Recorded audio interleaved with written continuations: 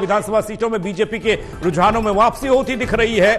BJP 40 seat पर आगे निकलती दिख रही है, जबकि कांग्रेस की सीटें घटती हुई यानी कि 42 पर आती दिखाई दे रही हैं। एक बड़ा अपडेट इस वक्त आ रहा है जो रुझान है। इससे पहले कांग्रेस को 50 से ज्यादा सीटें मिलती हुई दिखाई दे रही थी, लेकिन इन रुझान में बीजेपी ने वापसी की है। बीजेपी के खाते में अब रुझान बता रहे हैं कि 40 सीटें हैं, कांग्रेस के खाते में 42 सीटें हैं। इस वक्त की बड़ी खबर हरियाणा विधानसभा चुनाव के नतीजों को लेकर रुझानों में बीजेपी ने वापसी की है।